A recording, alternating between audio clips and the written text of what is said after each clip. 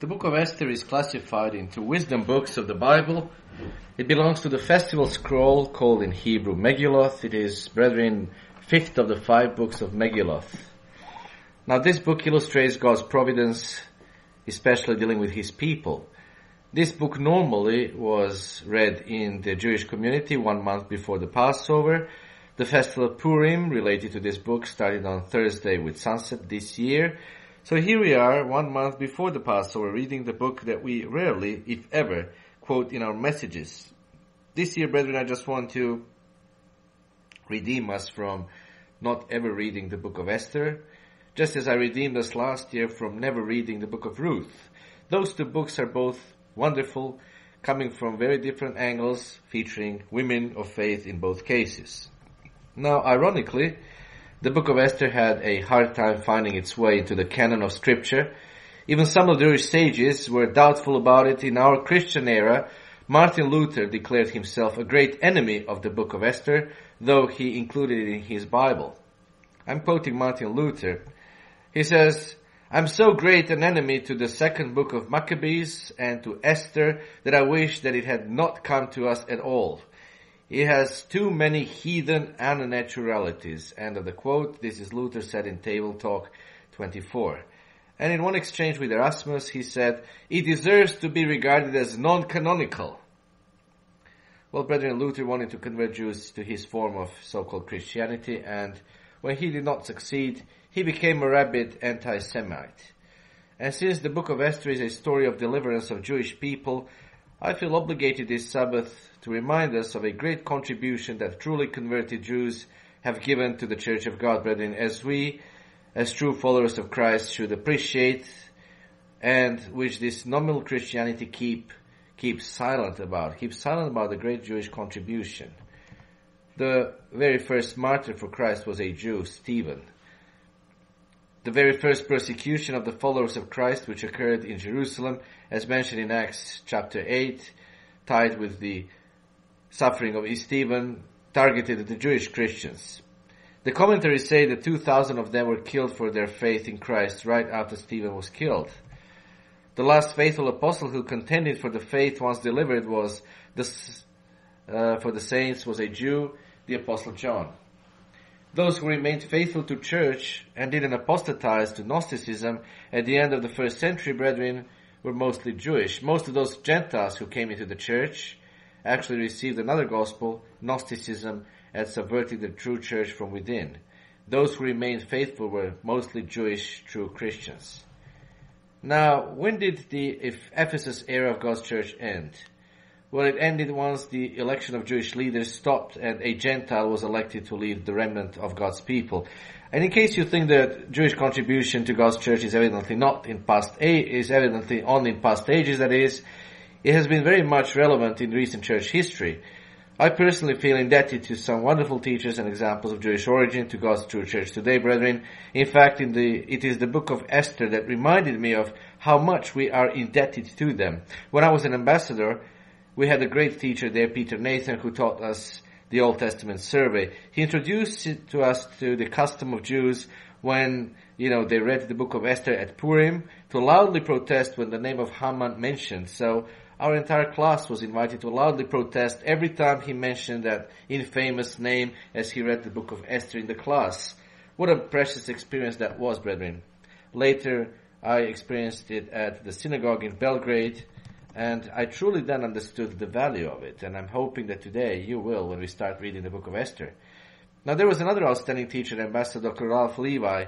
Sadly, I didn't get to attend his classes, mostly because the apostate leadership was covertly doing away with exposing us young students to instruction in theology. But he served as a replacement for one of our lectures on New Testament, and it happened that day was Purim. So Dr. Levi brought a Jewish national dish called Haman's ears.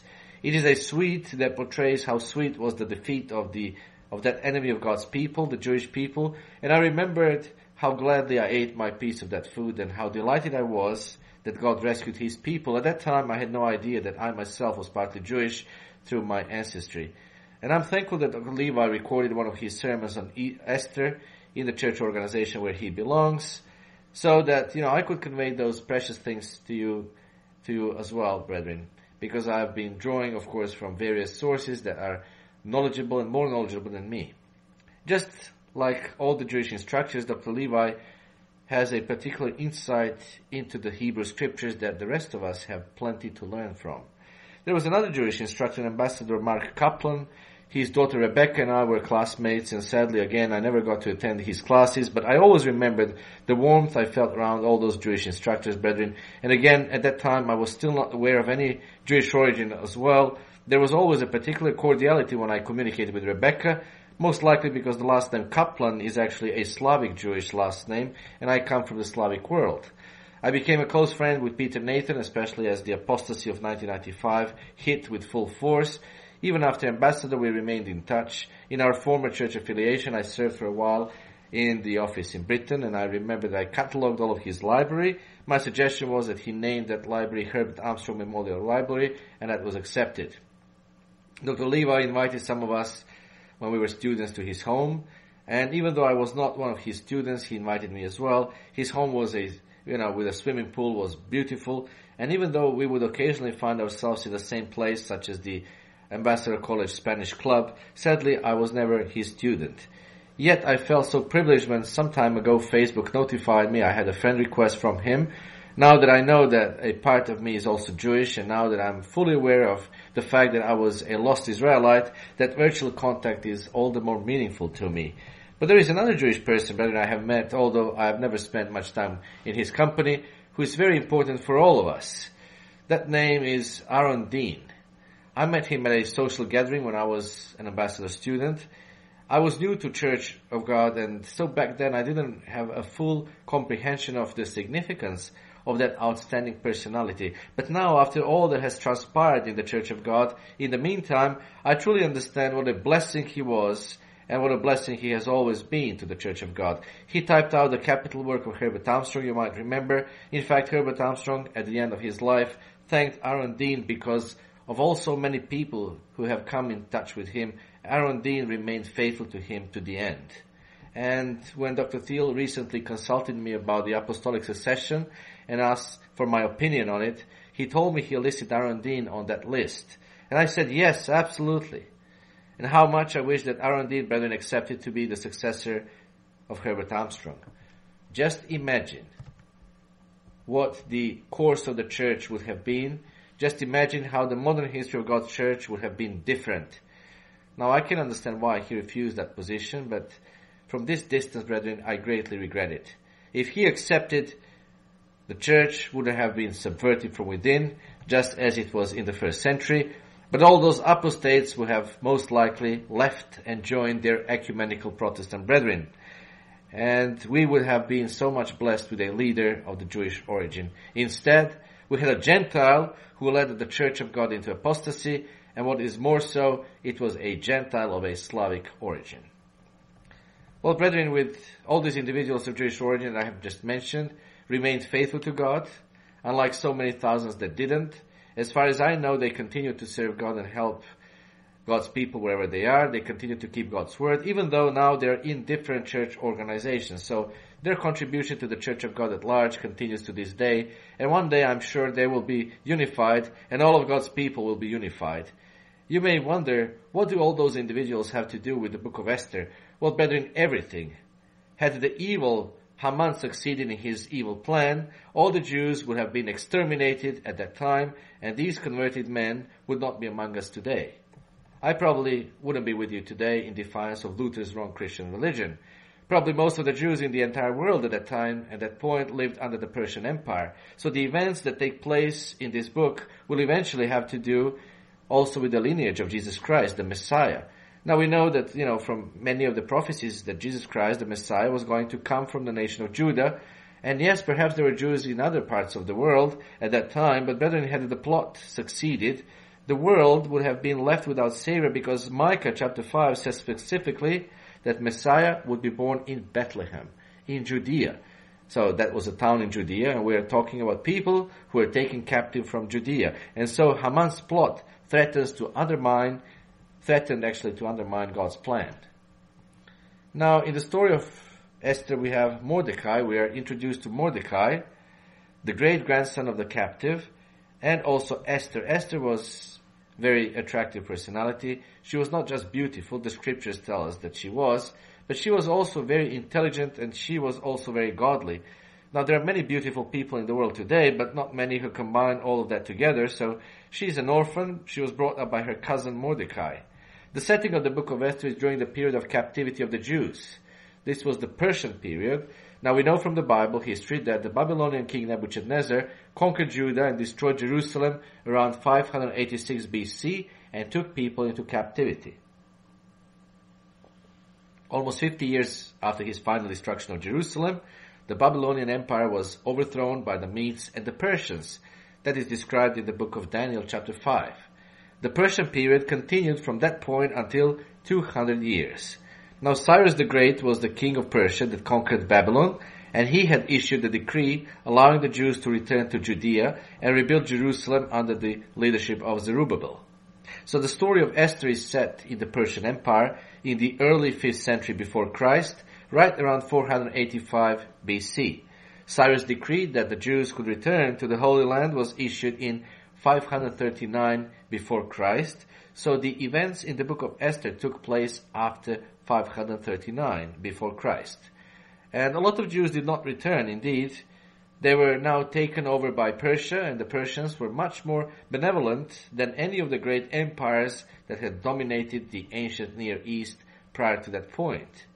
Now that period between when Zerubbabel was allowed to return Jews back out of Babylon to Jerusalem and the time that it's later picked up, by the book of Ezra, when Ezra came back, during those several decades in between is when the book of Esther is set.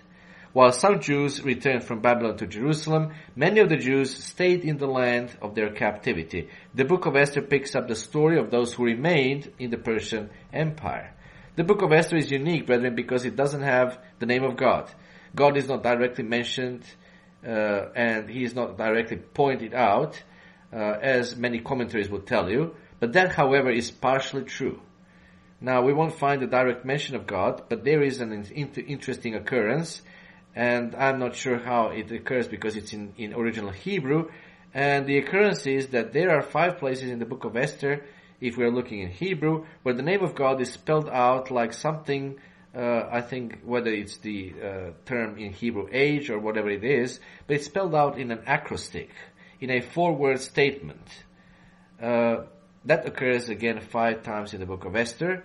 An acrostic is a poem in which the first letter of each line spells out a word, message, or the alphabet. So while God's name is not directly mentioned, the hidden hand of God is always evident. Now there are a couple of things that tie in to God's name not being mentioned directly. One is that the book of Esther authorizes Purim, and Purim is the holy day that the Jews celebrate as the time of their deliverance. Now, of course, God didn't command it to be observed as a day of rest, as a holiday. That is also clearly differentiated in the book at the very end, that the decree came from Mordecai and Esther. So there is nothing wrong with that, brethren. Of course, just as Americans have a Thanksgiving Day, and also there are other nations who have decree about their special national holidays. So therefore, there is nothing pagan in this, and the Jews were certainly delivered, and it was appropriate to celebrate that occasion. Also, we'll notice a lot of coincidences in the book of Esther. In other words, there are times when God's intervention is very upfront, so to speak. When we read Exodus, for example, there is a series of obvious miracles from God from the start to finish. In the book of Esther, brethren, we clearly perceive the hand of God. In this case, however, the Red Sea wasn't parted, nor did all of the plagues of Egypt come down. There were no all those dramatic signs, and yet God's intervention and God's hand was very evident. God didn't choose to reveal himself in an out-front and miraculous way, but he did work through the circumstances to provide for his people. In the book of Esther, some things happen that seemingly make no sense. Esther's life, for example, took a dramatic turn. Here was an observant Jewish family. She grew up with certain goals and aspirations and dreams, and yet her life took the turn that no one could have foreseen. So God works through circumstances, and that is a part of the lesson on faith. God could work through circumstances to accomplish things in a way that we would never imagine.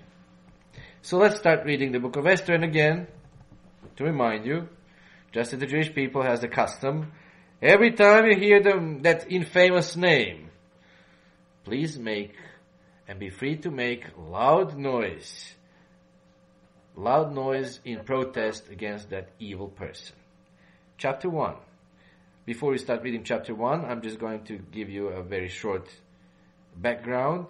The king of Persia, who is introduced in chapter 1, who is called in Hebrew Ahasuerus, is better known as Xerxes. In chapter 1, we have a drinking orgy and a king who is really proud, and he says, "Bring my wife," and she won't come. So then he goes to the extreme of getting rid of his wife, and then he has this, we call it a beauty contest later, and who would be the midst of the empire. So the king was getting ready actually for invasion of Greece. That's why he organized this big party, drinking party, and the authenticity of the character of Esther is disputed by various so-called scholars. But however, brethren, in this chapter we find description of the royal palace in Shushan, and the archaeological excavations of that palace exactly match the descriptions of the book of Esther, with all of those tiles that were there and the various pillars. So all the description here does match what we read in the book of Esther. So the pavement being red and blue, for example, and things like that. So yes, we're talking about authentic events that did happen and somebody did record them. Verse 1.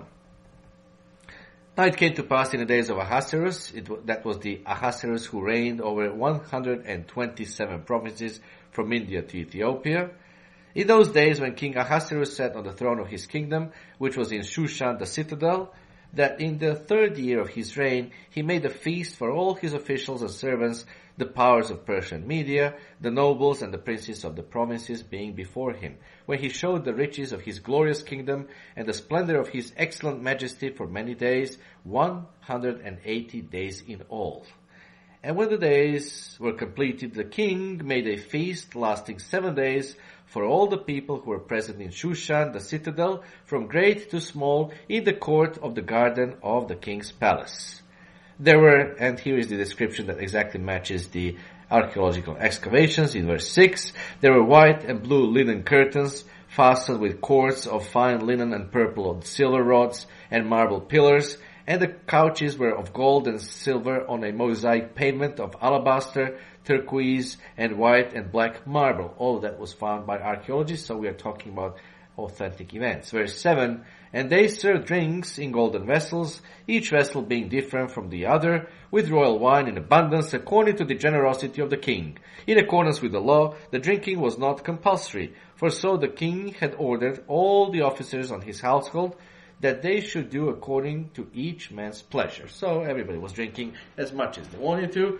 And also in verse 9 we find that Queen Vashti also made a feast for the women in the royal palace, which belonged to King Ahasuerus. So you see, after 7 days of heavy drinking, the king now ordered the queen to come, which is in verse 10. On the 7th day, when the heart of the king was merry with wine, he commanded Mehuman, Bista, Harbona, Bigtha, Abathra, Zethar, and Carcas, 7 eunuchs who served in the presence of King Ahasuerus, to bring Queen Vashti before the king, wearing her royal crown,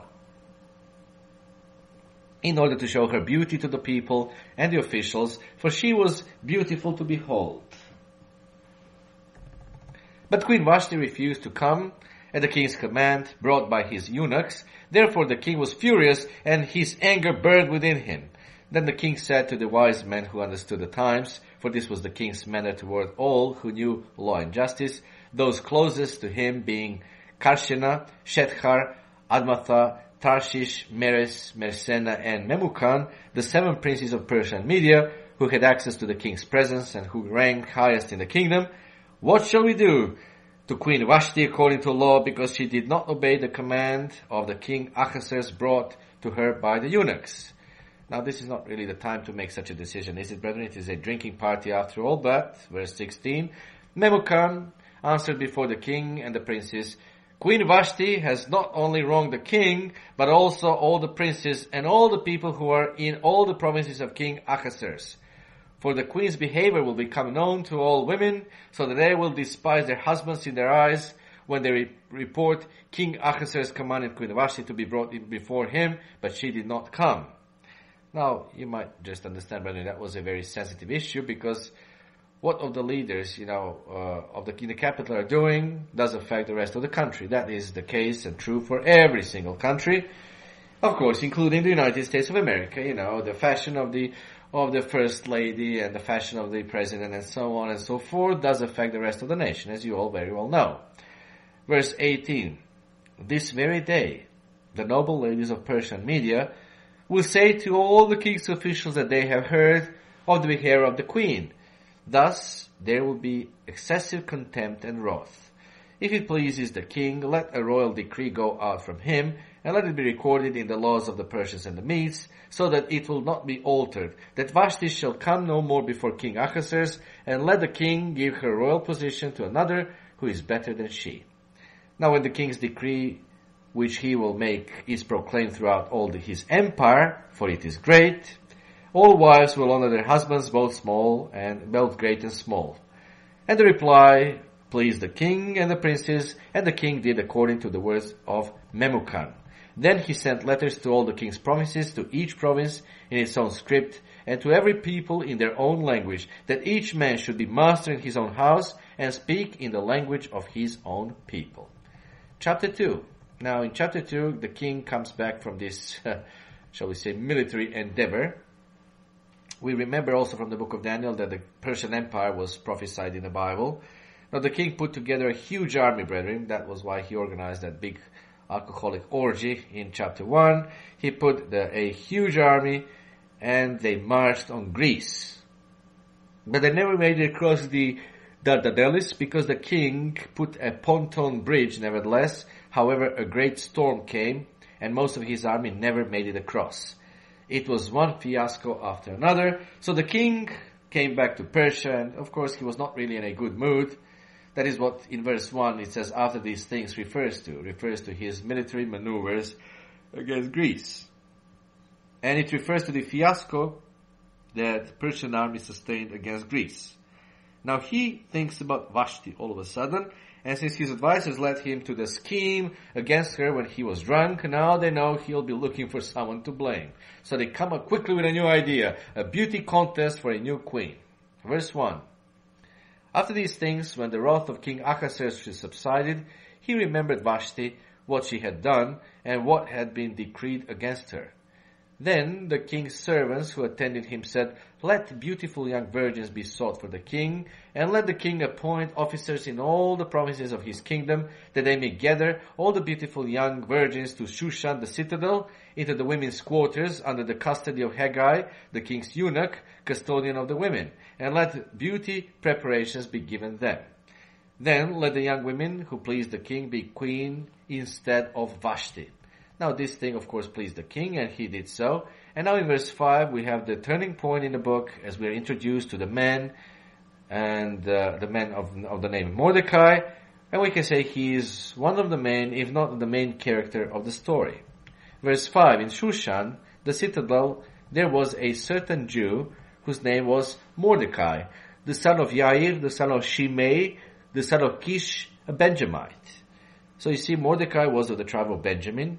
But the house of Judah, brethren, nationally did include an element of Benjamin. We know that from the Bible history, of course, and from being aware of the identity of Israel. You see, that's also, again, part of the key of David, and unless we understand the identity of Israel, and unless we understand the Bible history, brethren, we will not be able to understand the book itself. Now, Mordecai was obviously related to the first king of Israel, Saul, who was also of the tribe of Benjamin, because we see the same family line. Because where Shimei is mentioned, he's mentioned in 2 Samuel, chapter 16, verse 5.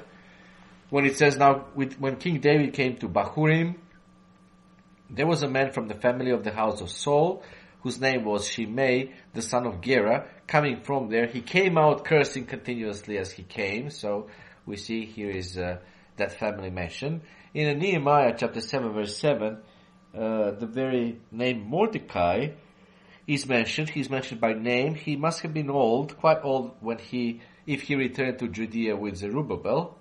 And there are references to Mordecai also in Ezra 2:2 and as well as in Ezra 3:12. But in Nehemiah 7:7, he's mentioned by name. It says, those who came with Zerubbabel were Yeshua, Nehemiah, Azariah, Ramiah, Nohamani, Mordecai, Bilshan, Mispereth, Bigwai, Nehum, and Banach. Now, interestingly, Josephus, the famous Jewish Roman historian, he refers to Mordecai as Esther's uncle. But brethren, he was not. In Serbian translation of Esther and in other translations, you may find that Esther was actually the daughter of his uncle. So the two were cousins. So the Bible says, they were cousins. But Mordecai was obviously older than her, and he was like an uncle figure, so he is very protective of her. So that's why perhaps you'll find in the Bible that he's called her uncle, but they were cousins. Now in verse 6 it says, Kish had been carried away from Jerusalem with the captives who had been captured with Jeconiah, king of Judah, whom Nebuchadnezzar, the king of Babylon, had carried away. And Mordecai had brought up Hadassah, that is Esther, his uncle's daughter. So it is very clear that they are cousins, even in this New King James translation. So he brought Hadassah, his uncle's daughter, for she had neither father nor mother. The young woman was lovely and beautiful. When her father and mother died, Mordecai took her as her own daughter. Now in English it says lovely and beautiful. In Serbian it gives more extensive description that she was of a beautiful face, of a beautiful stature, and very seeming to behold. Verse 8, So it was when the king's command and decree were heard, and when many young women were gathered at Shushan the citadel under the custody of Haggai, that Esther also was taken to the king's palace, into the care of Haggai, the custodian of the women. Well, brethren, being in custody obviously meant that Esther didn't go to the royal palace out of her own volition. Now imagine how desperate both Mordecai and Esther had felt when the soldiers showed up and took Esther to the palace. She must have been scared. Mordecai must have been worried. Verse 9, Now the young women pleased him, the young woman that is, pleased Haggai, the custodian of the women. So the young woman, meaning Esther, pleased him, and she obtained his favor. So he readily gave beauty preparations to her, besides her allowance. Then 7 choice maidservants were provided for her from the king's palace, and he moved her and her maidservants to the best place in the house of the women. Esther had not revealed her people or family, for Mordecai had charged her not to reveal it. Now, according to the Persian law, brethren, back then, one was not obligated to or required to reveal his origin or family. So Esther's privacy in that case, or privacy, was respected. But brethren, whether there is privacy respected or not, sooner or later the identity of true people of God will be revealed, and there will be no privacy at all. Verse 11, And every day Mordecai paced in front of the court of the women's quarters to learn of Esther's welfare and what was happening to her. So you see, Mordecai was certain that Esther had to get out of there. But time went by and she still, was still held in the royal palace, and so he was really getting worried and wondering, why is God allowing this? Verse 12, Each young woman's turn came to go into King Ahasuerus after she had completed 12 months preparation, according to the regulations for the women, for thus were the days of their preparation appointed, 6 months with oil of myrrh, and 6 months with perfumes and preparations for beautifying women. Thus prepared, each young woman went to the king, and she was given whatever she desired to take with her from the women's quarters to the king's palace. In the evening she went, and in the morning she returned to the second house of the women, to the custody of Shashagaz, the king's eunuch who kept the concubines. She would not go in to the king again unless the king delighted in her and called for her by name. Now, when the turn came for Esther, the daughter of Abigail, the uncle of Mordecai, who had taken her as his daughter to go in to the king, she requested nothing but what Haggai, the king's eunuch, the custodian of the women, advised. And Esther obtained favor in the sight of all who saw her. So Esther was taken to King Ahasuerus into his royal palace in the 10th month, which is the month of Tebeth, in the 7th year of his reign. The king loved Esther more than all the other women, and she obtained grace and favor in his sight more than all the virgins. So he set the royal crown upon her head and made her queen instead of Vashti. So brethren, now we see the king was now, in a great mood. So now he has a beautiful and wonderful new queen. So of course he made, what else but another feast. It seems that this Queen Ahasuerus really delighted in feasting all the time. And from what we read here, he obviously delighted in drinking much wine. It seems to me like there was always a cup of wine ready for him. Verse 18, then the king made a great feast, the feast of Esther, for all his officials and servants, and he proclaimed a holiday in the provinces and gave gifts according to the generosity of a king. When virgins were gathered together a second time, Mordecai sat within the king's gate. He obviously had no idea what happened. Now Esther had not revealed her family and her people, just as Mordecai had charged her, for Esther obeyed the command of Mordecai as when she was brought up by him. In those days, while Mordecai sat within the king's gate, two of the king's eunuchs, Bigthan and Teresh, doorkeepers, became furious and sought to lay hands on King Ahasuerus. From the Serbian translations, I deduced that these two brethren were the doorkeepers at night. So basically they were the only ones who had access to the king at night, and they were plotting to kill the king. So the matter in verse 22 became known to Mordecai, who told Queen Esther, and Esther informed the king in Mordecai's name. And when an inquiry was made into the matter, it was confirmed, and both were hanged on a gallows. And it was written in the book of the Chronicles in the presence of the king. And this event being recorded now in Chronicles was a crucial thing, brethren, for events that will succeed in the following chapters. Chapter 3. After these things, King Ahasuerus promoted Haman, the son of Hammedatha the Agagite, and advanced him and set his seat above all the princes who were with him. So, brethren, coincidentally, this evildoer is promoted. Now, who is this man? He is the Jew-hater, the Agagite. Now, Agag came from Amalek. Amalek was one of the subgroups of the nation of Edom. And you probably better know from the Bible history that Edom was the nation that was and is implacably opposed to Israel historically and even down unto our day. The Amalekites were the worst of the worst. They were vicious and violent. So vicious and violent that many of us in this day and age probably will not be able to understand why. They were out for the blood of Israel and later of the Jewish nation.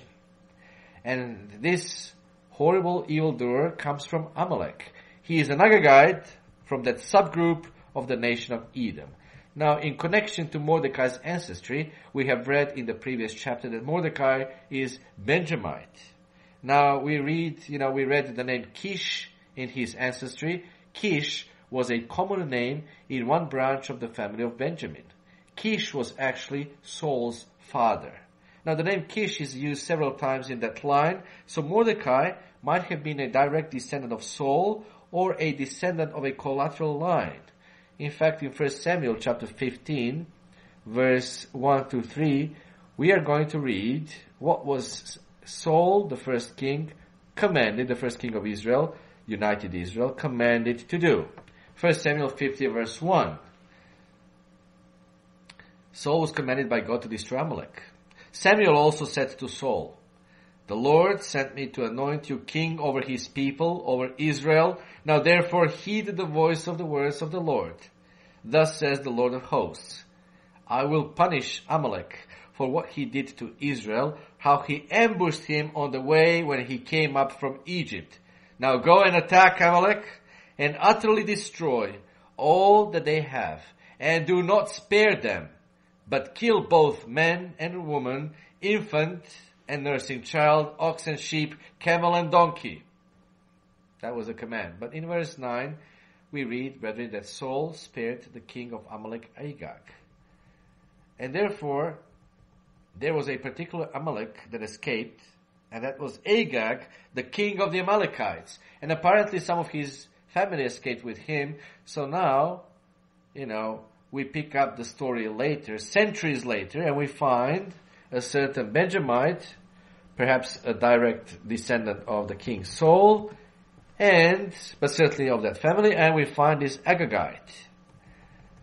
All of king's servants who were within the king's gate bowed and paid homage to Haman, for so the king had commanded concerning him. But Mordecai would not bow or pay homage. Then the king's servants who were within the king's gate said to Mordecai, "Why do you transgress the king's command?" Now it happened when they spoke to him daily and he would not listen to them, that they told it to Haman to see whether Mordecai's word would stand. Speaking of endurance, you see, to test his endurance. We spoke about endurance a couple of Sabbaths ago. For Mordecai had told them that he was a Jew. So brethren, Mordecai refuses to bow knee to this evildoer, probably insisting that he will keep the second commandment. He probably won't bow down as a sign of worship. So he refuses to bow down to this evildoer who parades now himself in this egotistical way through the city of Shushan, the capital of the greatest empire of the time.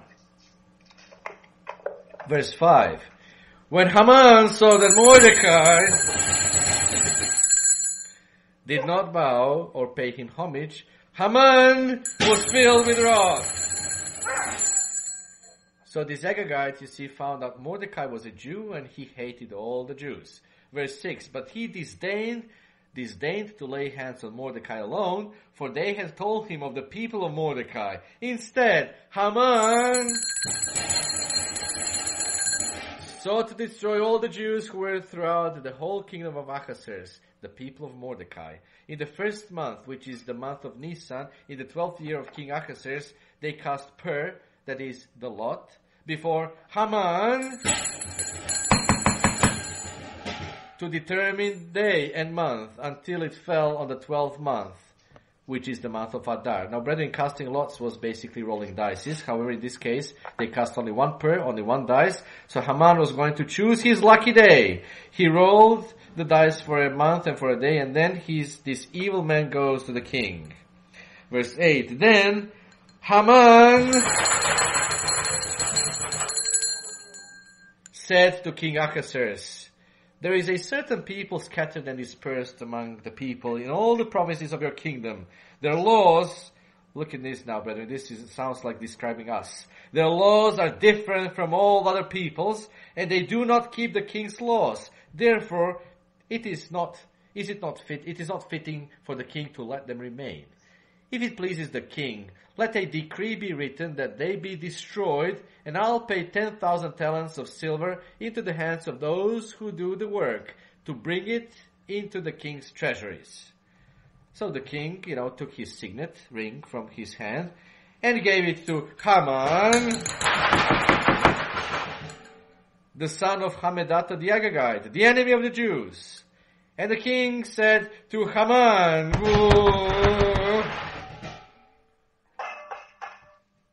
the king said to Haman, the money and the people are given to you, to do with them as seems good to you. Well, brethren, in the Bible, the signet has a tremendous symbolic significance. It is a stone or metal carving with the image, the head of a king or an aristocrat, and the person who controlled the signet would take the signet ring and press the signet down on a glob of hot wax. And kings in those days didn't really care too much about day-to-day business, so they would just delegate others to do things for them. So with this ring, this Agagite could stamp any document with the official royal seal and make it a decree, or we call it in our day executive order, if you wish. So this hater of the Jews now utilized the signet to bring forth the decree which says death to all the Jews. And he does it in a very deceptive manner, brethren, because notice, he doesn't even name who those people are. He tells the king, I'll put money in your treasury. And then he says, there is a group of people, unnamed, and they do not follow your laws. They are not loyal subjects. Well, brethren, this has often happened in the history of God's people, as they have had this same charge brought against them. In fact, similar charges may, be brought against us in the near future. You're bad Europeans. You're not submitting to the laws of Europe, United States of Europe. You're against the ecumenical Christian religion. You're against our president. Brethren, what is this evildoer, the hater of the Jews? He is a prototype of the coming European dictator whom we suspect to be Karl Theodor zu Gutenberg one of these days, or if not him, somebody else. So this is a prototype of a European dictator, the first beast of Revelation 13. So indeed, it is very appropriate and great that we protest in advance on this very Purim, because this is now the second day of Purim, by the way, in our calendar. So it is very, very, very appropriate that we protest in advance and that we call out his name in advance as a witness to Jewish people, all the house of Israel today, and all the church of God around the world, and all the nations who want to heed the word of God, brethren. We are protesting against the coming European dictator beast who is going to destroy God's people, both spirit-led Israel and those people who are Israelites by their flesh. So anyway, do you realize how subtle he is, this prototype of this coming European beast? There is a group of people, no name, Then verse 12, then the king's scribes were called on the 13th day of the first month. Notice the date, brethren, 13th day of the first month, a day before the Passover. So on the 13th at night begins the Passover. And a decree was written according to all that Haman commanded. To the king's satraps, to the governors who were over each province, to the officials of all people, to every province according to its script, and to every people in their language, in the name of King Ahasuerus, it was written and sealed with king's signet, with his signet ring. Well, brethren, the scribes, of course, copied this decree one day before the Passover on the 13th day of the first month. Oh, what a wonderful time, And now they're given, all the subjects around the Persian Empire, 11 months to get ready for the annihilation of the Jews. 11 months. Look how subtle, how perfidious that is, brethren. 11 months so that everyone would know when to attack them and to destroy them. So this main perpetrator, Agagite, thought he came, with his lucky day. Verse 13. And the letters were sent by couriers into all the king's provinces to destroy, to kill, and to annihilate all the Jews, both young and old, little children and women, in one day, on the 13th day of the 12th month, which is the month of Adar, and to plunder their possessions. A copy of the document was to be issued as law in every province, being published for all people. The day should be ready for that day. The couriers went out, hastened by the king's command. And the decree was proclaimed in Shushan, the citadel. So the king and Haman sat down to drink, but the city of Shushan was perplexed. Well, no wonder, brethren, was perplexed. The capital of the empire was perplexed, scratching their heads over this decree. What they're going to kill all the Jews in one day? What in the world? What in the world is this? And meanwhile, this relaxed king is drinking and enjoying life. What a wonderful person to be around, you see. Just delegate others to do his business. Chapter 4. When Mordecai learned all that had happened, he tore his clothes and put on sackcloth and ashes, and went out into the midst of the city. He cried out with a loud and bitter cry. Well, when the Jews of the capital of empire, obviously, brethren, they were together for the Passover. They had a cloud now hanging over their heads. They're faced with death. Before the next Passover comes around, they're all dead. Verse 2, he went as far as the front of the king's gate, for no one might enter the king's gate clothed with sackcloth. And in every province where the king's command and decree arrived, there was great mourning among the Jews, with fasting, weeping, and wailing, and many lay in sackcloth and ashes. So Esther's maids and eunuchs came and told her, well, she had no idea, she was closed in her quarters. She has no idea what the evildoer had plotted. And the queen was deeply distressed, though she wonders why in the world everybody's fasting and weeping and wailing, what's wrong?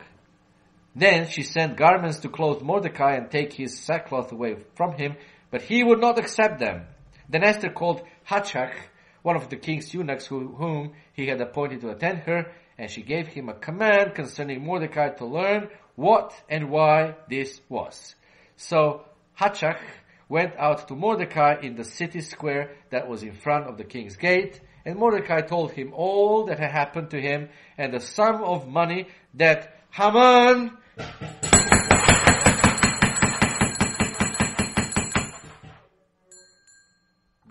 had promised to pay into the king's treasuries to destroy the Jews. He also gave him a copy of the written decree for their destruction, which was given at Shushan, that he might show it to Esther and explain it to her, and that he might command her to go into the king to make supplication to him and plead before him for her people. So Hathach returned and told Esther the words of Mordecai. Then Esther spoke to Hathach and gave him a command for Mordecai.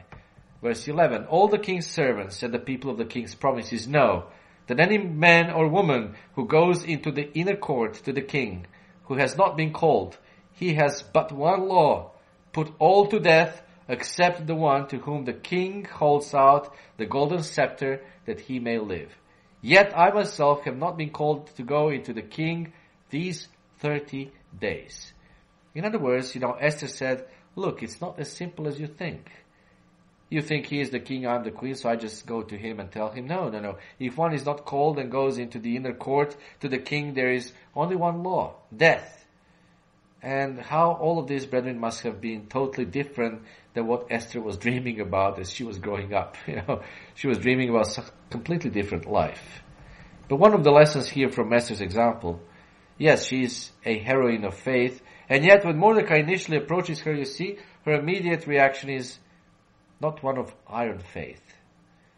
She has the natural reaction initially, and her immediate reaction betrays fear for her own life. Verse 12, so they told Mordecai Esther's words. And Mordecai told them to answer Esther, do not think in your heart that you will escape in the king's palace any more than all the other Jews.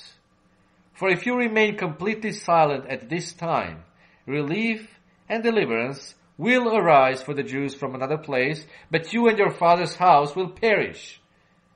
Yet who knows whether you have come to the kingdom for such a time as this? Well, that is, brethren, the closest that we get to a mention of God in the book.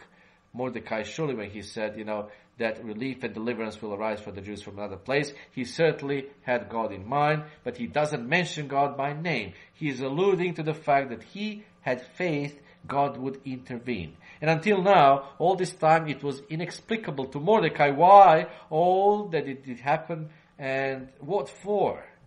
How many times do we wonder, brethren, why did God let that happen in our lives? Don't we think that Mordecai must have been asking the same question? Don't we think that Esther herself would ask the same question? So now Mordecai thinks, well, maybe the reason my cousin is there is for this very time. And when we find ourselves in the midst of a trial, one thing, brethren, we must understand is that God only has the solution. God is never in a position to think, what am I going to do now? How do I get my servants out of this position? Brethren, no, God already has a solution in mind. It is us, we don't have any solution, and we wonder sometimes where the solution is. It is there. God has it already. He already had it in advance, even for the Mordecai and Esther and the Jews. Verse 15. Then Esther told them to reply to Mordecai, go, gather all the Jews who are present at Shushan and fast for me. Neither eat nor drink for 3 days, night or day. My mates and I will fast likewise, and so I will go to the king, which is against the law. And if I perish, I perish. So this is a tremendous declaration of faith. There is a mixture of fear and faith inside of Esther.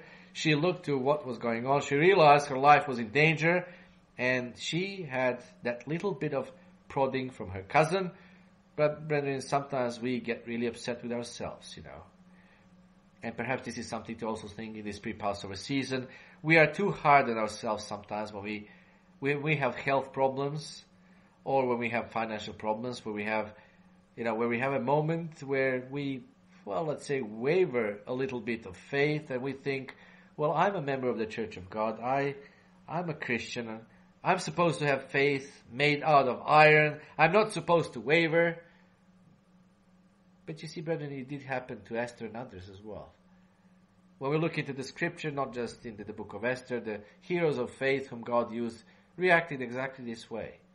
Often their initial reaction was a human reaction, and it was one that betrayed a certain measure of uncertainty. Remember, God said to Abraham, you're going to have a son. Sarah, 90 years old. Sarah, 90 years old, you're going to conceive, you're going to bear the son of promise for your husband. What happened? She laughed. Human reaction is always natural to all of us, brethren. So, perhaps one of the lessons we need to draw now in a month before the Passover is don't go just too hard on yourselves. Don't be so strict sometimes about yourselves. And to be honest with you, how often you're far less strict with others and you're so strict with yourself. Verse 17. So Mordecai went his way and did according to all that Esther commanded him. So we see here certainly the evidence of faith, you see, and there was this 3-day and 3-night fasting period. When she went into the king, she was still fasting because it was the 3rd day when she went in there. So she was fasting, brethren. We all know that fasting changes things. And that's one of the big lessons in this book. Esther understood that. She didn't just jump straight in. She said, if I'm going to the king, we are going to fast for 3 days. And I'm very glad that as a community, we do have this practice to fast once a month, collectively and individually, of course. Because I'll remind you in Matthew 6:17, Jesus Christ said to his disciples, but you, when you fast, not if, brethren, it doesn't say if you fast, it says when you fast, anoint your head and wash your face, and certainly that should be for us more than once a year on the Day of Atonement. Fasting is one of those things that we need to use from time to time as one of our spiritual tools to draw us close to God, brethren. Verse 18, so that you do not appear to men to be fasting, but to your Father who is in secret place, and your Father who sees in secret will reward you openly. So of course, fasting changes things. So, Queen Esther went in there with her royal garment and stuff, and she didn't behave like she was afflicted with fasting. Fasting, brethren, changes things. We have seen that so frequently when we fast, that things change. And then, in a sense, it is a pretty small gesture when you think about it.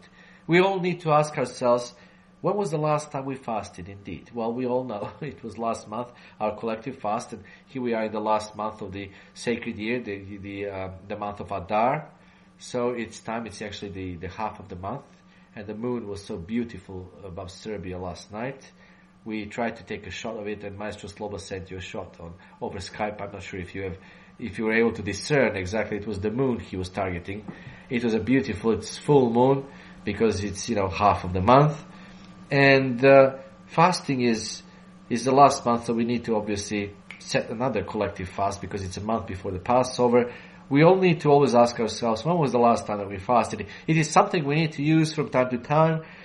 And, we don't hold it back just for a crisis moment. We need to use fasting from time to time when we don't feel close enough to God. So when was the last time? That's always a question we should have, and it's one of the lessons of this wonderful book. Chapter 5. Now it happened on the 3rd day that Esther put on her royal robes and stood in the inner court of the king's palace, across from the king's house, while the king sat on his royal throne in the royal house, facing the entrance of the house. So you see, after fasting for 3 days, she goes to see her husband. She must have been scared.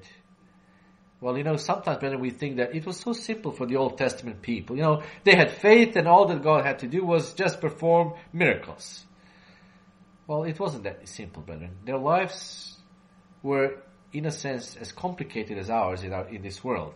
Now, Esther was most likely terrified. Wouldn't you be? She fasted and she had everybody else fast, and then she would go in, and who knows in what mood the king would be.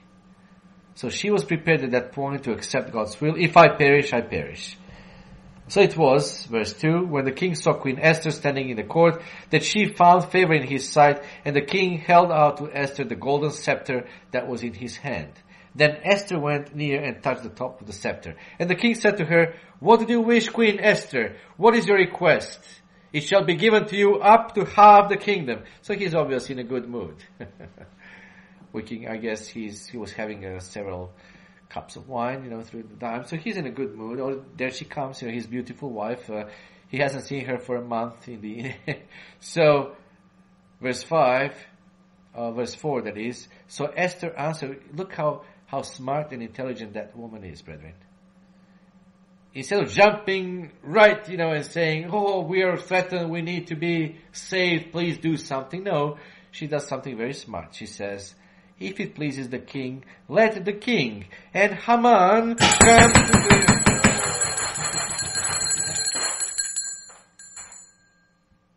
You all seem to be very quiet there, or perhaps I'm not hearing well, perhaps we're just too loud here, or whatever. Anyway. "Let them come today to the banquet that I have prepared for him." Then the king said, "Bring Haman quickly."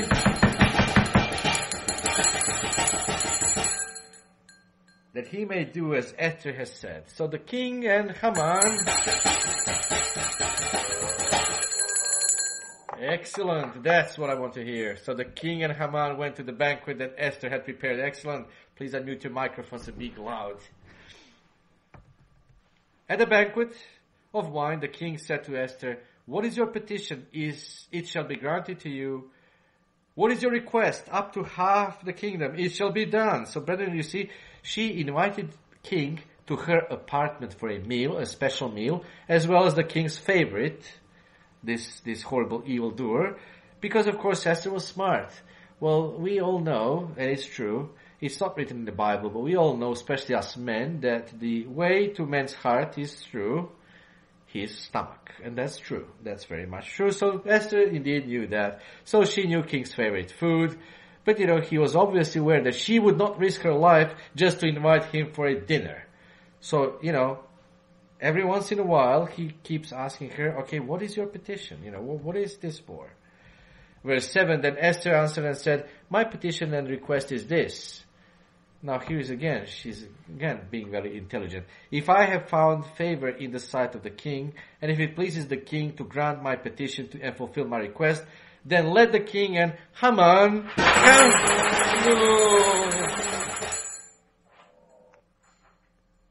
come to the banquet which I will prepare for them, and tomorrow I'll do as the king has said."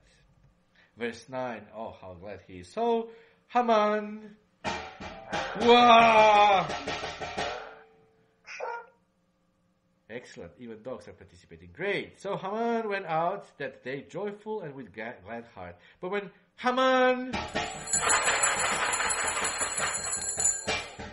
saw Mordecai in the king's gate, and that he did not stand or tremble before him. You see, he wants people to tremble before him. What an egoist. What a lunatic. Brethren, Karl Theodor zu Gutenberg himself, it seems, or whatever the Antichrist would be. Or tremble before him. He would love us to tremble before the coming European dictator would love us to tremble before him. Brethren, we shall not. He was filled with indignation against Mordecai. Oh, yes, indeed. I can only see a catalog of heretics, in the office of the Karl Theodor zu Gutenberg or whoever will be the Antichrist. Catalog of the heretics around the world, and all of our photos and our short biographies, was born in such and such place, doing such and such, offending the great European president. Anyway, so he's so glad. But verse 10, nevertheless, even though he's so angry, nevertheless, Haman restrained himself and went home. And he sent and called for his friends and his wife Zeresh. So, brethren, he's so glad. The king had promoted him. Now the queen invited him for a special meal. But all that didn't mean to him because, Mordecai ruined his day. Verse 11. Then Haman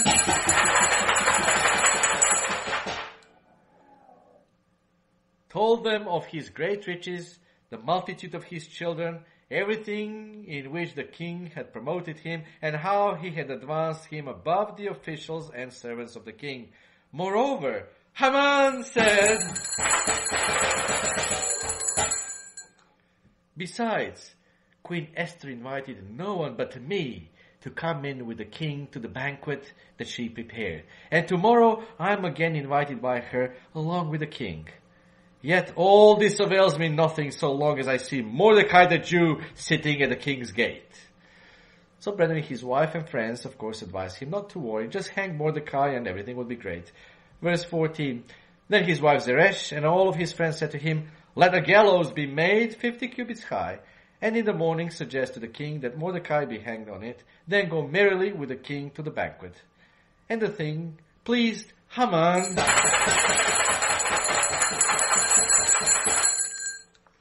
So he had the gallows made. All right. Now we come to chapter 6. And in chapter 6, brethren, we see God's hands involved again. Another coincidence. That very night, the king could not sleep. There was no television and no internet back in those days. So what would he do? Listen to the Chronicles. Meanwhile, Esther and all the Jews were fasting. And was this perhaps an answer to their fasting and prayer? Why not? Verse 1. That night the king could not sleep. So one was commanded to bring the book of the records of the Chronicles, and they were read before the king. And it was found written that Mordecai had told of Bigthana and Teresh, two of the king's eunuchs, the doorkeepers who had sought to lay hands on King Ahasuerus. Then the king said, what honor or dignity has been bestowed on Mordecai for this? And the king's servants who attended him said, nothing has been done for him. So the king said, so he's not marveling. A man who did such a great thing saved my life, and he wasn't honored at all. And he couldn't sleep, of course. Now it was the dawn, it was the morning. So the king said, who is in the court? Now, Haman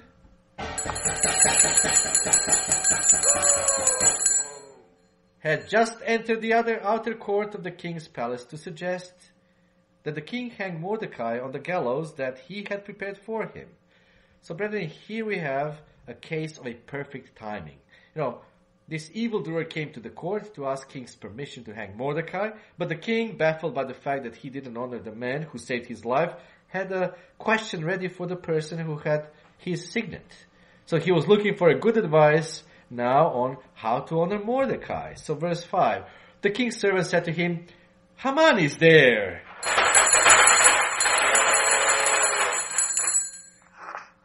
Standing in the court. And the king said, let him come in. So, Haman, come in. Whoa. And the king asked him, what shall be done for the man whom the king delights to honor? Now, Haman thought in his heart, whom would the king delight to honor more than me? Verse 7, and Haman answered the king, for the man whom the king delights to honor, let the royal robe be brought which the king has worn, and a horse on which the king has ridden, which has a royal crest placed on its head. Then let this robe and horse be delivered to the hand of the one of the king's most noble princes, that he may array the man whom the king delights to honor, then parade him on horseback through the city square, and proclaim before him, thus shall it be done to the man whom the king delights to honor. Verse 10, then the king said to Haman,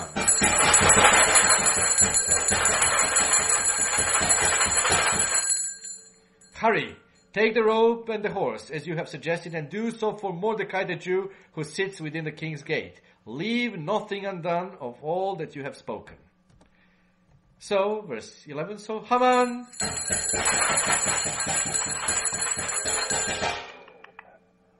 took the robe and the horse, arrayed Mordecai, and led him on horseback through the city square, and proclaimed before him, thus shall it be done to the man whom the king delights to honor.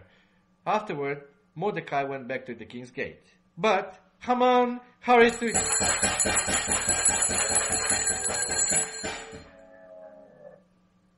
to his house, mourning and with his head covered. When Haman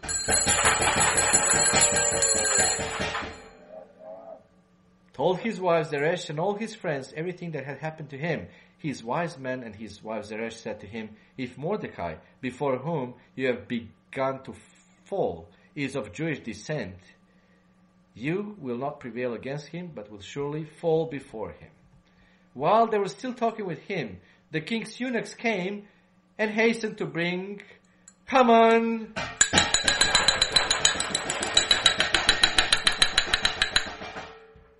to the banquet which Esther had prepared. Chapter 7. So the king and Haman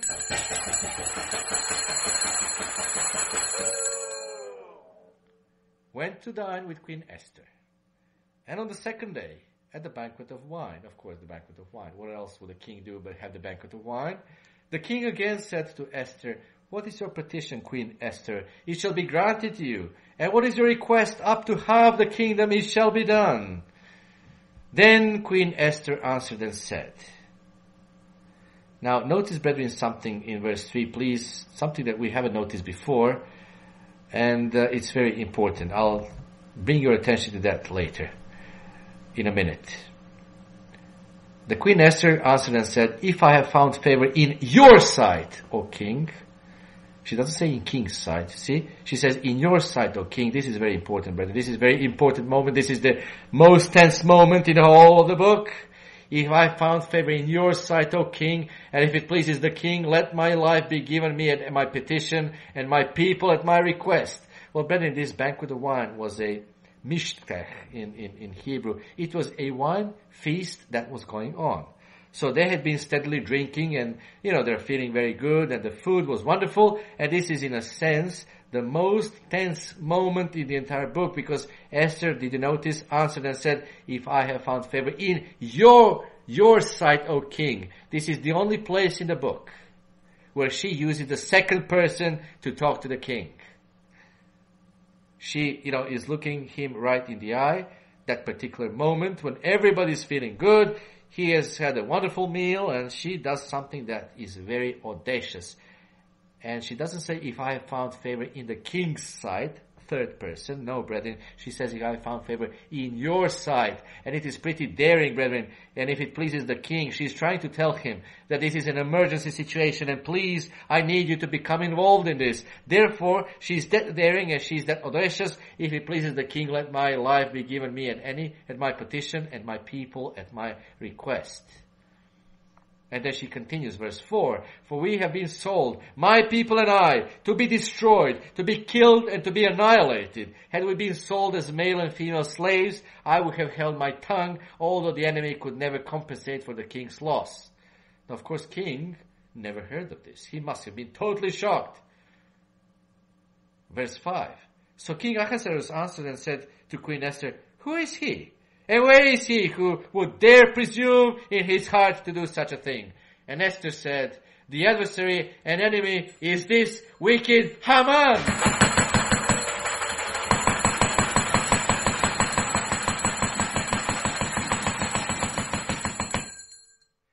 So, Haman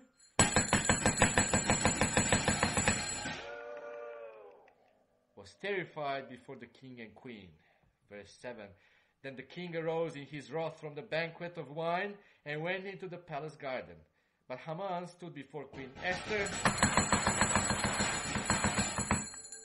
pleading for his life, for he saw that evil was determined against him by the king." Well, the king didn't say even a thing, brethren, but the evildoer, by the look of the king's face and the king's eyes, he could have, exactly foresee that, no, this is not going to end very well. And verse 8, "When the king returned from the palace garden to the place of the banquet of wine, Haman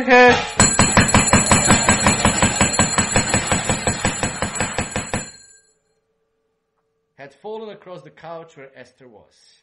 Then the king said, 'Will he also assault the queen while I am in the house?' And as the word left king's mouth, they covered Haman's face." You see the soldiers standing there, brethren, didn't even need any further instruction. They understood what was happening. And then verse 9, "Now Harbona, one of the eunuchs, said to the king, 'Look, the gallows 50 cubits high, which Haman made for Mordecai, who spoke good on the king's behalf, is standing at the house of Haman.'" Excellent. Then the king said, "Hang him on it."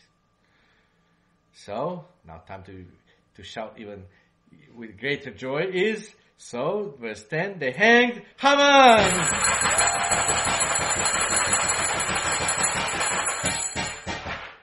They hanged Haman on the gallows, and he had prepared for Mordecai, that the king's wrath subsided. Well, brethren, we noticed how things have changed. Haman's was king's favorite person, and no doubt all of king's eunuchs were in good relations with him. But, when this one saw how things changed, he quickly changed the sides, and he informed the king about the gallows ready for Mordecai, the man who saved king's life. So, brethren, people are like that. That's human nature.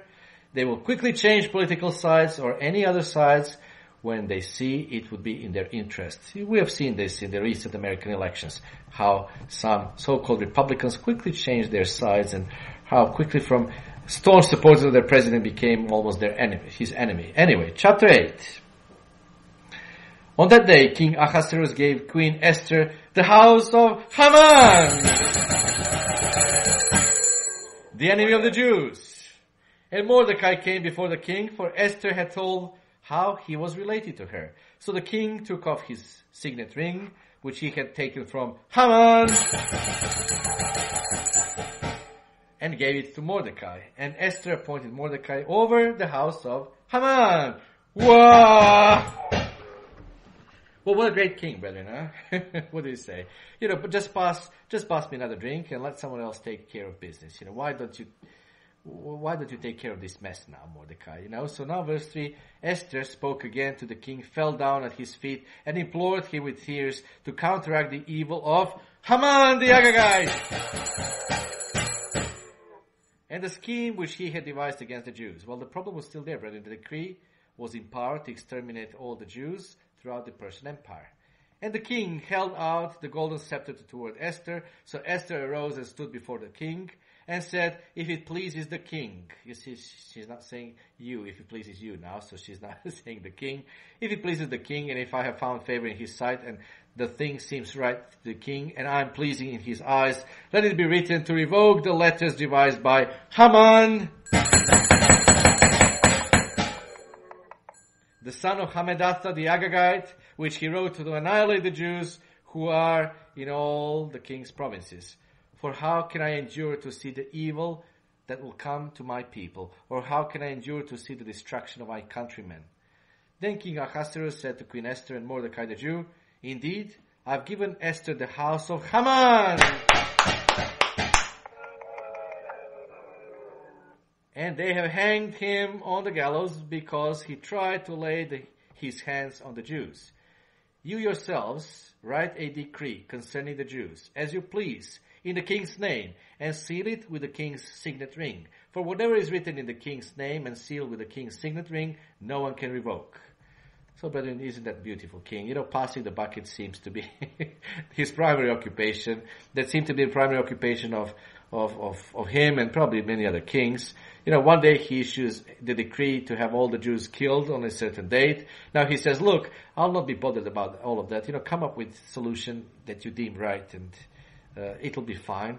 Verse 9, so the king's scribes were called at the time, in the 3rd month, which is the month of Sivan. This was just a little more after Pentecost, as we can see from this account here in verse 9, on the 23rd day, and it was written according to all that Mordecai commanded to the Jews, the satraps, the governors, and the princes of the provinces from India to Ethiopia, 127 provinces in all, to every province in its own script, to every people in their own language, and to the Jews in their own script and language. And he wrote in the name of King Ahasuerus, sealed it with the king's signet ring, and sent letters by couriers on horseback, riding on royal horses, bred from swift steeds. By these letters the king permitted the Jews, who were in every city, to gather together and protect their lives, to destroy, kill, and annihilate all the forces of any people or province that would assault them, both little children and women, and to plunder their possessions on one day in all the provinces of King Ahasuerus, on the 13th day of the 12th month, which is the month of Adar.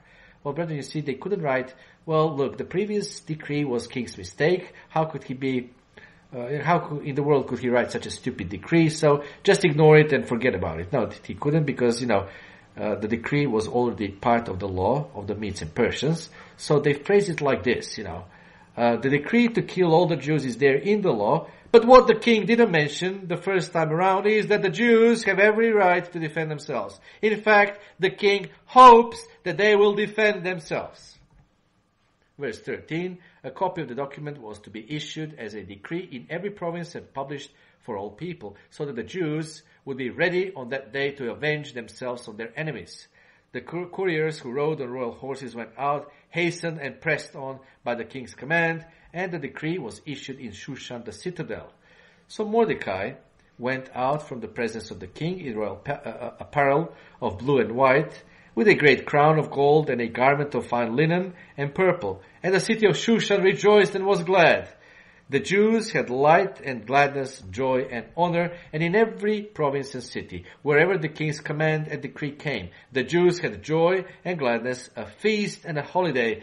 Then many of the people of the land became Jews, because fear of the Jews fell upon them.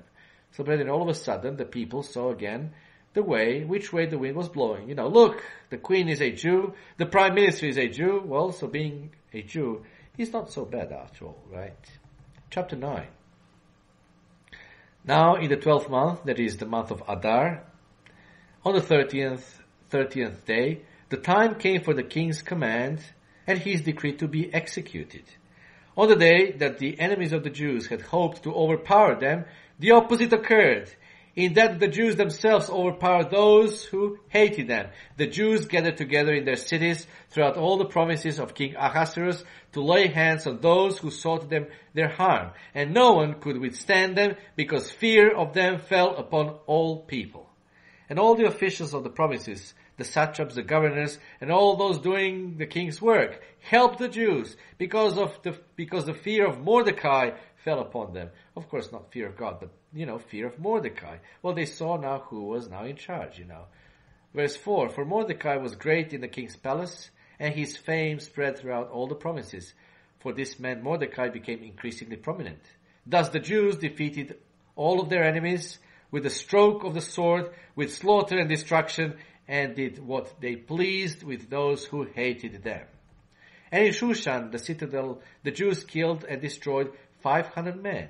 Also, Parshadartha, Dalphon, Aspatha, Poratha, Adalia, Aridatha, Parmashta, Arisai, Aridai, and Vajezatha, the 10 sons of Haman.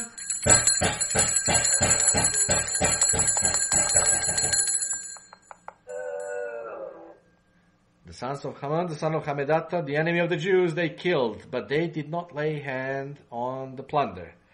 On that day, the number of those who were killed in Shushan, the citadel, was brought to the king. And the king said to Queen Esther, the Jews have killed and destroyed 500 men in Shushan, the citadel, and the 10 sons of Haman.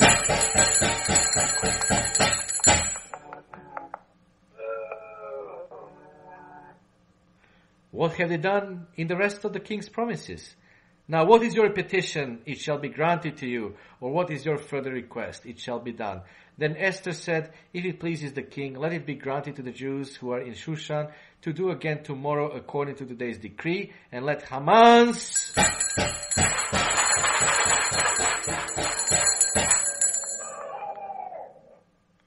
and let Haman's 10 sons be hanged on the gallows. So the king commanded this to be done. The decree was issued in Shushan, and they hanged Haman's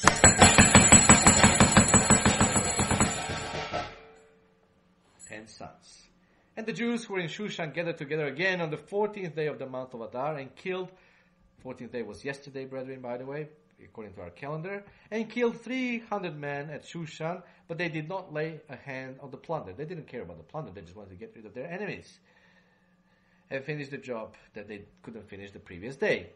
Verse 16, the remainder of the Jews in the king's promises gathered together and protected their lives, had rest from their enemies, and killed 75,000 of their enemies, but they did not lay a hand on the plunder. This was on the 13th day of the month of Adar, and on the 14th of the month they rested and made it a day of feasting and gladness. But the Jews who were at Shushan assembled together on the 13th day, as well as on the 14th, and on the 15th day, which is today by our calendar, brethren, and on the 15th day of the month they rested and made it a day of feasting and gladness. Therefore the Jews of the villages who dwelt in the unwalled towns celebrated the 14th day of the month of Adar with gladness and feasting as a holiday, and for sending presents to one another. And Mordecai wrote these things and sent letters to all the Jews, near and far, who were in all the provinces of King Ahasuerus, to establish among them that they should celebrate yearly the 14th and 15th days of the month of Adar, as the days on which the Jews had rest from their enemies, as the month which was turned from sorrow to joy for them, and from mourning to a holiday, that they should make them days of feasting and joy, of sending presents to one another and gifts to the poor. So, brethren, we see now this turn of events. First, the personal lives of Mordecai and Esther were disrupted. Why would God allow this to happen, they wondered. Then circumstances proceeded from bad to worse. Going from the personal level, it, became basically a problem for the entire nation. Esther and Mordecai didn't know how this story was going to end.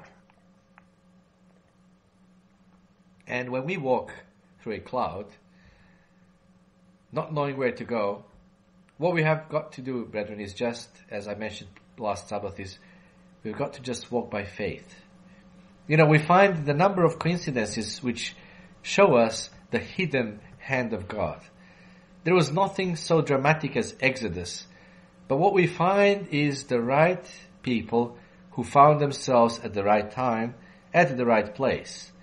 The king just couldn't sleep that night. They just happened to open the page in Chronicles about Mordecai saving king's life. And then Haman just happened to be outside.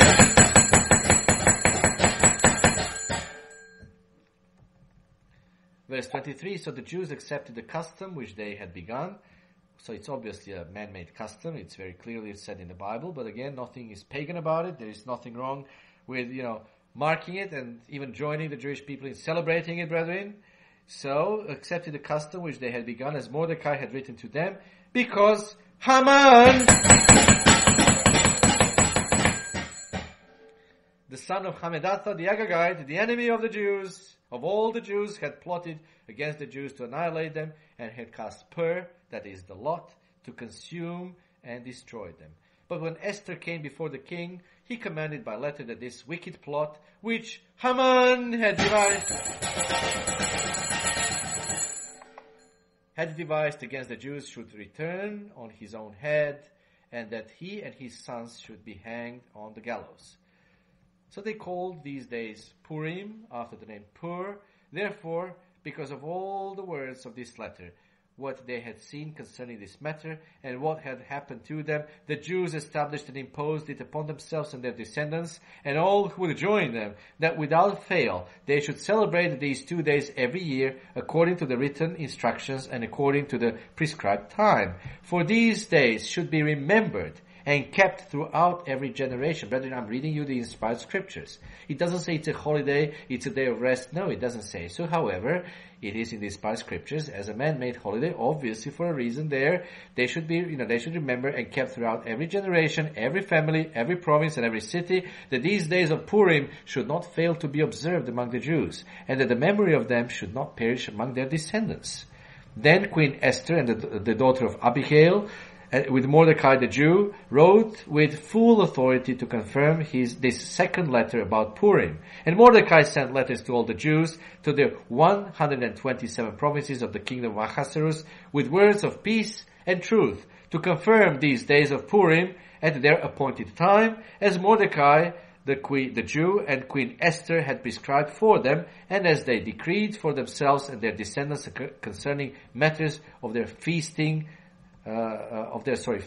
and lamenting. So the decree of Esther confirmed these matters of Purim, and it was written in the book. So we have no doubts it's a man-mandated holiday, but obviously it's a day of feasting and rejoicing, as I'm hoping that you're now feeling delighted and exalted, brethren, by all this. Chapter 10. Finally, King Ahasuerus and the King Ahasuerus imposed tribute on the land and on the islands of the sea. Now all the acts of his power and his might, and the account of the greatness of Mordecai, to which the king advanced him, are they not written in the book of the Chronicles of the kings of Media and Persia? For Mordecai the Jew was second to King Ahasuerus, and was great among the Jews, and was well received by the multitude of his brethren, seeking the good of his people and speaking peace to all his countrymen. Brethren, the book of Esther ends with celebration. Now we know that there is a correlation between the 5 books of the law, with the 5 books of the Psalms, and with the 5 festival scrolls. Now the 5th book of the Psalms is the time of celebration, and it ends up with Hallelujah. Just similar to what we find at the end of the book of Esther. God is there, brethren. He is going to destroy the enemies of his people, and it is a time of great festivity. Psalm 107, which starts this section, the 5th book of Psalms, starts with, "Oh, give thanks unto the Lord." Don't we know that hymn? Yes. "Oh, give thanks to the Lord, for he is good, for his mercy endures forever. Let the redeemed of the Lord say so, whom he has redeemed from the hand of the enemy, and gathered out of the lands from the east and from the west, from the north and from the south." Well, brethren, this is indeed speaking of the second Exodus, which we, the continued Church of God, restored as the firm doctrine to all the churches of God out there. It's talking about people also entering God's family as glorified sons and daughters. But it is also interesting that the book of Esther is the 5th book on the festival scroll, Megilloth, and God appears in that book 5 times. You know, brethren, sometimes God operates behind the scenes. Now, this book shows us that. In one of his radio programs, Mr. Armstrong said, I'm quoting, "The one question is, has God promised to do it in your Bible? If he has, then probabilities, possibilities, feelings, convictions, impressions have absolutely nothing one way or the other to do with it. God has 1,000 ways that we know nothing of answering and of providing whatever he has promised. We don't need to know how he's going to do it or when." End of the quote. Well, brethren, God almost never does it in a way that we expected. I'm sure that you have the same experience as I do. Mordecai and Esther issued the decree in chapter 9, and it was confirmed as the matter of Purim. It was the successor of King Xerxes, by the way, who issued the decree for the return of Jews, which started the countdown to the coming of the Messiah. And the festival of Purim, you see, occurs almost exactly 1 month prior to the Passover. It is a Jewish national festival. It is not a commanded festival for the church, but it is not a pagan festival either. So it is the festival of Purim that celebrates the outcome of the book of Esther, because God turned things around. And we quoted Romans 8:28 last Sabbath, and I want to remind you, Romans 8:28, "All things work together for good to those who love God, to those who are the called according to his purpose." We, brethren, do struggle with that at times when we are sick. We struggle with it when we face an unemployment crisis. We struggle with it when we have got difficulties in the family and emotional difficulties. But it says so, and it is true. When we are in God's hands, he always makes sure that things come out for the best long run.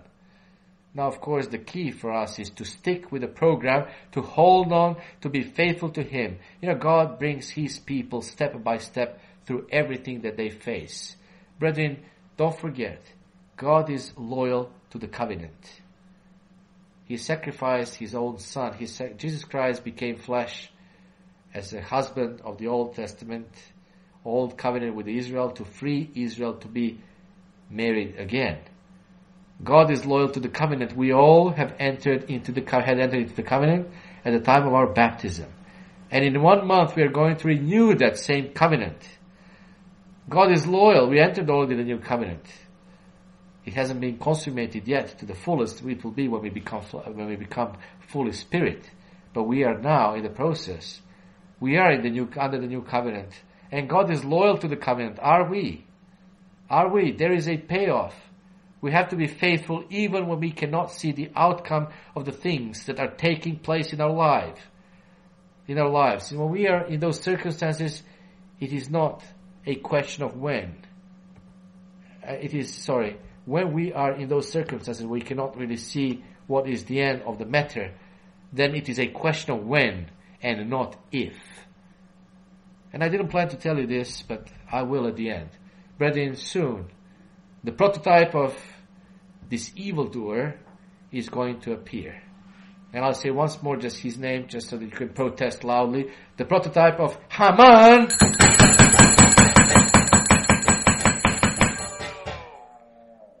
is soon going to appear on the world scene, brethren. That will be our next test. Great test, and I'm afraid many in the Church of God at large are going to fail that test. We, as a Philadelphia remnant, hopefully will be imbued by the power, brotherly love for one another, and by the power of God to withhold the assaults that we are going to be undertaking by the coming European beast. We'll be lied about, we'll be maligned. Our pictures will show all over the blogs, internet. Our names will be all over the headlines, brethren, because we will be the enemies of that evil person. So, it's coming. But when he comes, we have to understand again that we have to stick with God. We have to remain faithful to Him. Just as God was faithful with Mordecai and Esther and the Jews, He'll be faithful to our covenants with Him. He'll bring us, His people, step by step through everything that we face. And again, when Karl Theodor zu Gutenberg or somebody else appears, we will find ourselves in difficult and different circumstances. It will not be a question of when. It will not be a question of even if. We know the answer to those questions. The when, we'll know it's near. We know it's almost the end. But it will never be the question of if. God will stand with us, will walk us through all those trials.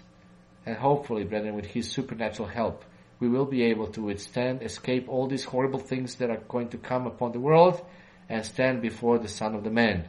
And not only will we stand before Him, but we are going to come down with Him, brethren, and destroy all the enemies of God's people in this satanic world, and finally establish the glorious kingdom of God.